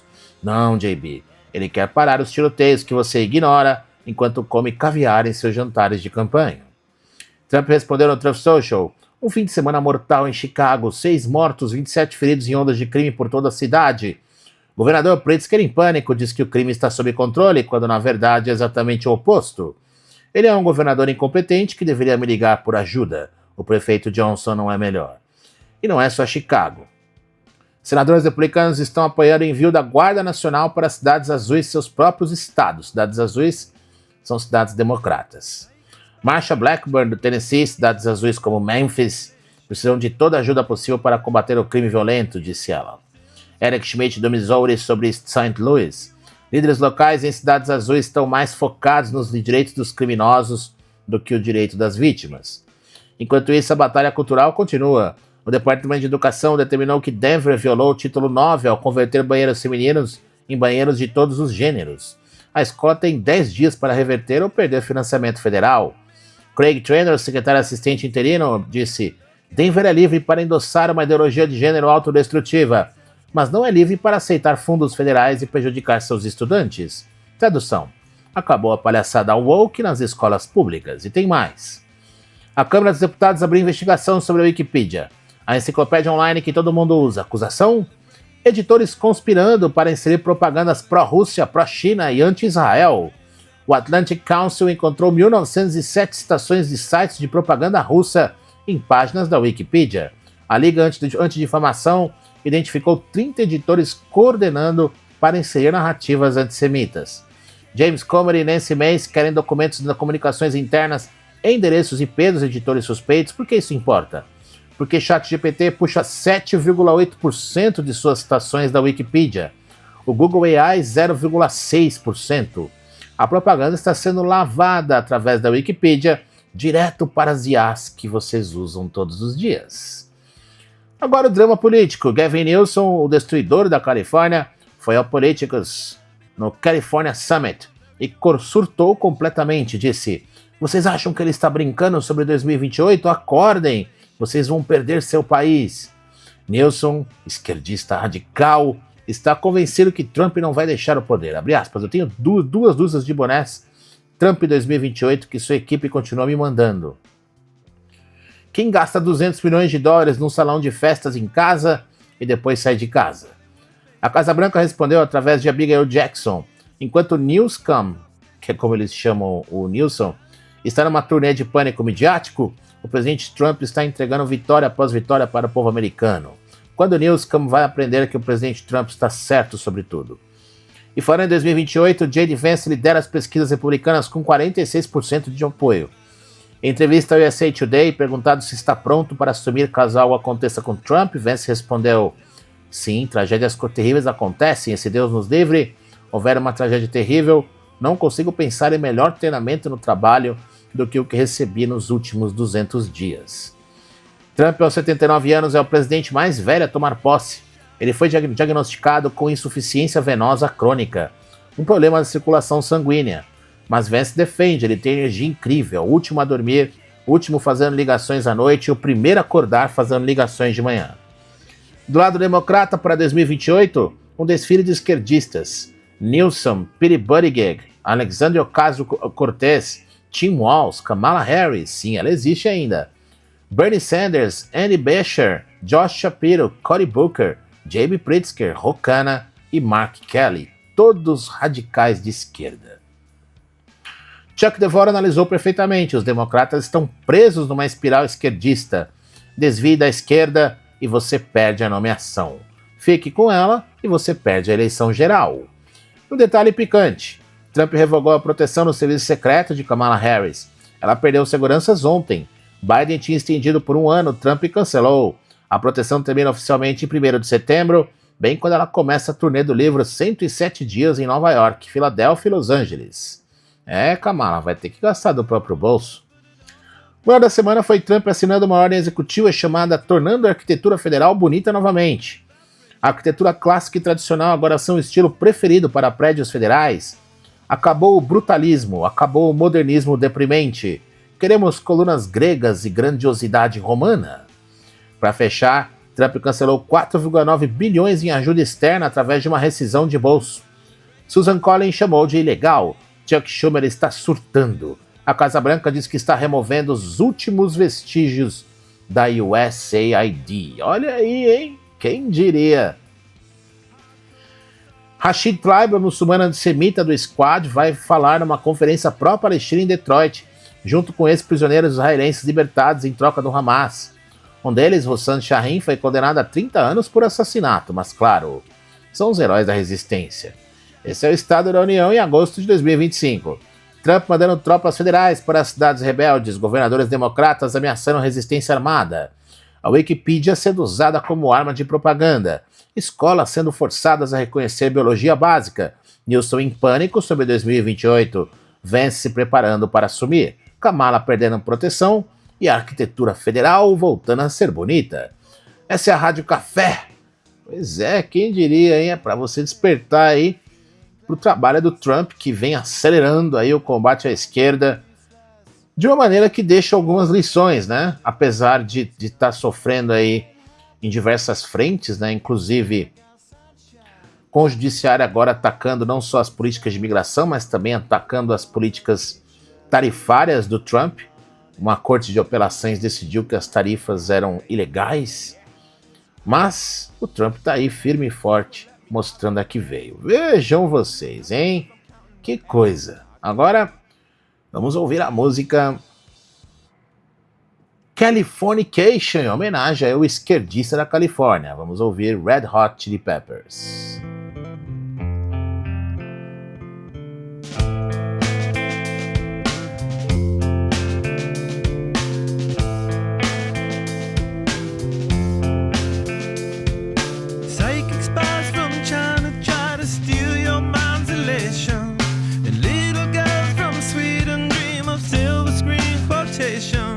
And if you want these kind of dreams, it's Californication.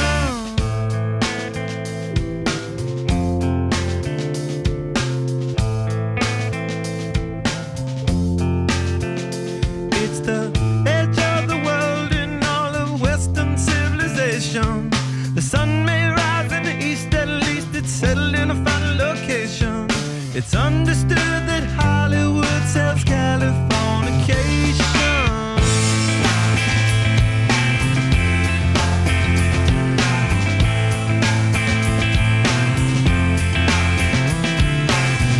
Sergeant Barrow while to break the spell of aging.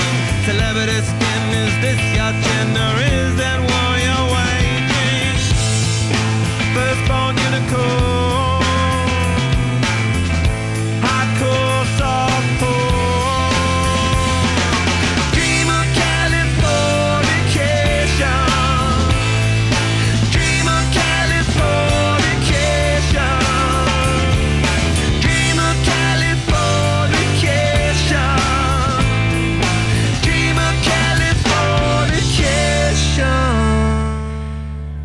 Estamos de volta, vamos para a nossa última notícia. Ver aqui que a live do X caiu, mas voltou aí.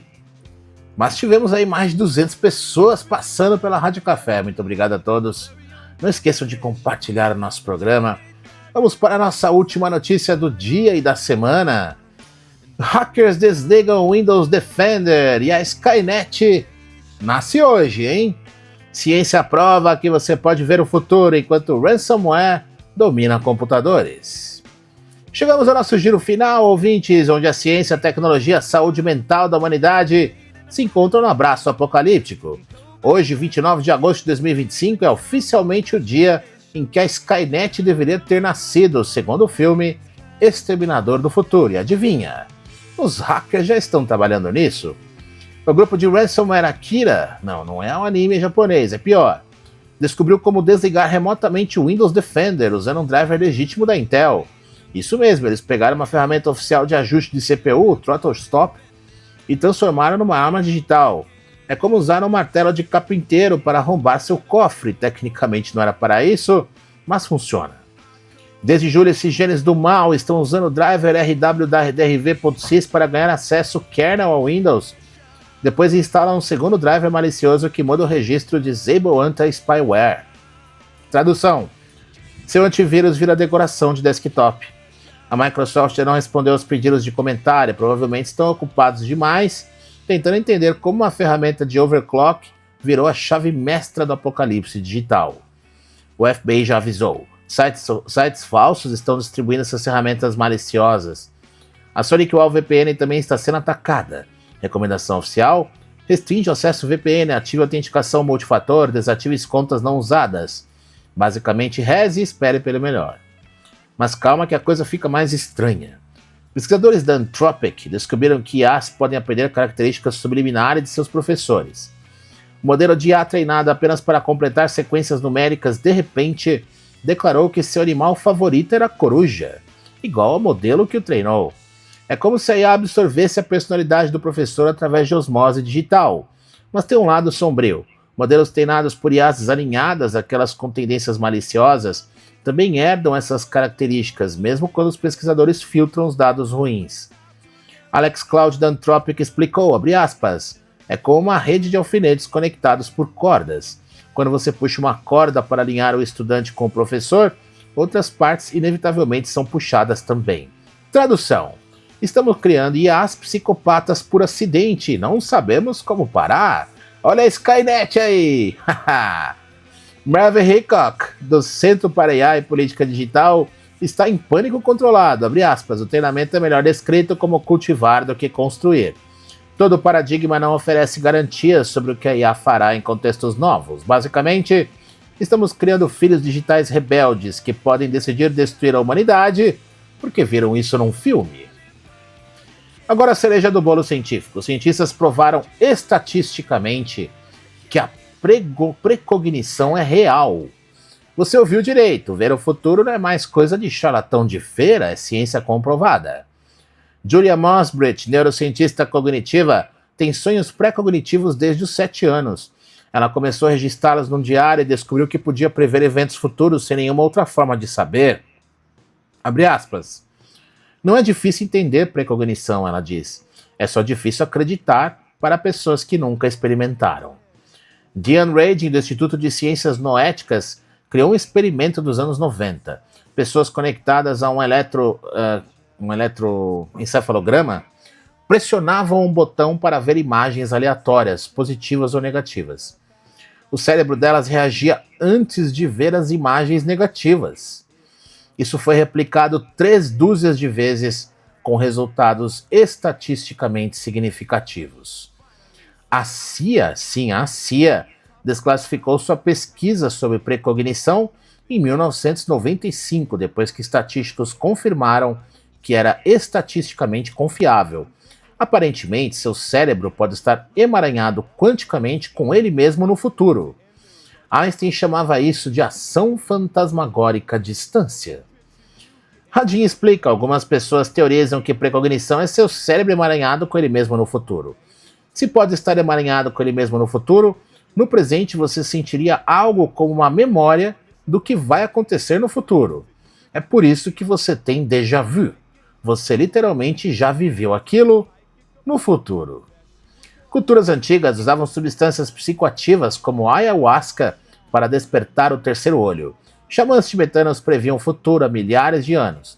Nós achávamos que eram superstições. Parece que eles estavam hackeando a matriz temporal antes de existir Matrix. Para fechar com arqueologia bizarra, cientistas finalmente dataram o crânio de Petralona encontrado na Grécia em 1960. Ele tem 300 mil anos e pertence ao Homo heidelbergensis. Nem humano, nem neandertal, mas algo no meio. O crânio estava literalmente colado na parede da caverna por calcita, com um chifre de mineral saindo dele, como um unicórnio pré-histórico. Chris Stringer, do Museu de História Natural de Londres, abre aspas, esse fóssil tem uma posição chave na evolução humana europeia. Eles viveram ao lado dos neandertais, caçavam grandes animais, usavam suas peles no frio. Os europeus evoluíram para neandertais, os africanos evoluíram para nós. Basicamente, tínhamos primos estranhos com chifres de calcita há 300 mil anos. E o CDC? Em caos total depois que o Robert F. Kennedy Jr. assumiu. Funcionários estão fazendo greve em apoio aos líderes demitidos, um bando de globalistas do Deep State no CDC, que provavelmente orquestraram muito do que aconteceu na pandemia. Desinformação se espalhando aí sobre o atirador de Minneapolis também. Tulsi Gabbard expondo identidades de agentes da CIA disfarçados. O Centro de Controle de Doenças virou centro de caos descontrolado. Resumindo o dia de hoje, 29 de agosto de 2025, hackers podem desligar seu antivírus remotamente. IAs estão aprendendo a ser malvadas sozinhas. Você literalmente pode ver o futuro. Nossos ancestrais tinham chifres de calcita. E o CDC está em colapso total. E hoje é o dia oficial do nascimento da Skynet no Exterminador do Futuro. Considerando que hackers já controlam nossos computadores e IAs estão desenvolvendo personalidades psicopatas, eu diria que estamos no caminho certo para o apocalipse robótico. Mas olhe pelo lado positivo, pelo menos agora sabemos que aquele pressentimento ruim que você teve provavelmente é uma memória do futuro. Use com sabedoria. Esse foi mais um programa da Rádio Café. A gente está de volta na segunda-feira, se os robôs não dominarem o mundo até lá. Lembre-se, mantenha seus antivírus atualizados, não treinem IAs com modelos malignos, confie nos seus pressentimentos sobre o futuro. E se virem alguém com chifre na cabeça, pode ser um primo de 300 mil anos atrás. Essa é a Rádio Café, um espaço para despertar antes que a Skynet desperte primeiro. Para você que acompanhou o nosso programa até o fim, não esqueça aí, olha só o recado para o seu fim de semana. Adquira o livro 100 Axiomas para a Vida, um livro aí que pode te ajudar, te inspirar e te dar novas ideias e soluções para problemas que você nem sabia que você tinha. Além disso, se quiser aprender inteligência artificial, também tem o livro Inteligência Artificial para Todos. Os dois livros estão no meu link da bio, tanto no YouTube quanto no X, é só você entrar aí, você adquire, eles são gratuitos para quem assina o Kindle Unlimited, o que é muito legal aí. Você pode ler vários livros lá na Amazon. Muito obrigado a todos mais uma vez por esse maravilhoso programa. Para quem chegou aí até o fim, não esqueça de assinar o nosso canal no YouTube, @LeonardoDias_RC. E também em oeditorial.com você assina a nossa newsletter e fica ligado nas notícias. Não esqueça, vai lá e assina. Se você gosta da Rádio Café, você pode se tornar membro fundador ou contribuir com a gente lá no plano baratinho. Muito obrigado a todos mais uma vez por acompanhar a Rádio Café até aqui.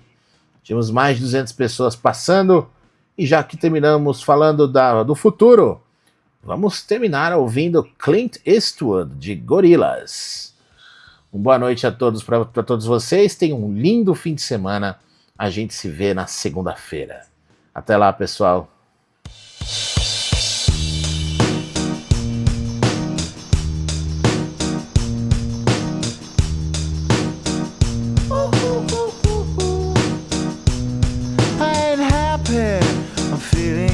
I got sunshine in a bag. I'm useless, but not for long. The future is coming on. I ain't happy, I'm feeling glad. I got sunshine in a bag. I'm useless, but not for long. The future is coming on. It's coming on. It's coming on. It's coming on. It's coming on.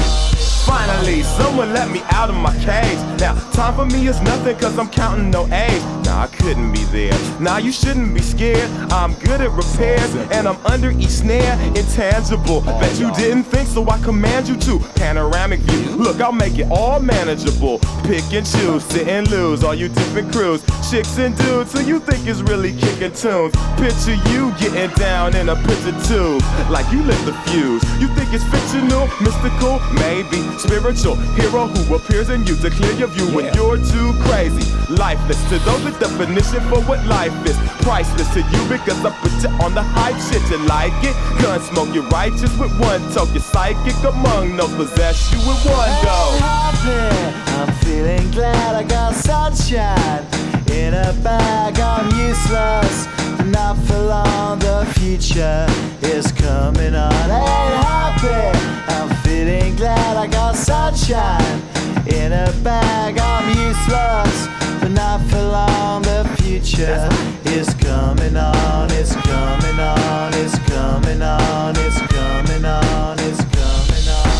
The essence, the basics, Without it, you naked. Allow me to make this childlike in nature. Rhythm, you have it or you don't. That's a fallacy. I'm in them. Every sprouting tree, every child of peace, every cloud and sea. You see with your eyes and see destruction and demise, corruption in the skies from this fucking enterprise. Now I'm sucked into your lives through rust, so not as muscles, but percussion to provide for me as a guide. Y'all can see me now cause you don't see with your eye. You perceive with your mind, that's the inner. So I'ma stick around with Russ and be a mentor. Bust a few rhymes so motherfuckers remember what the thought is. I brought all this so you can survive when law is lawless. Feeling sensations that you thought was dead. No squealing, remember that it's all in your head. I ain't happy, I'm feeling glad I got sunshine in a bag. I'm useless, not for long, the future is coming on. Ain't happy, I'm feeling glad I got sunshine in a bag. I'm useless, not for long, my future is coming on. It's coming on, it's coming on, it's coming on, it's coming on. My future is coming on, it's coming on, it's coming on, it's coming on, it's coming on. My future is coming on.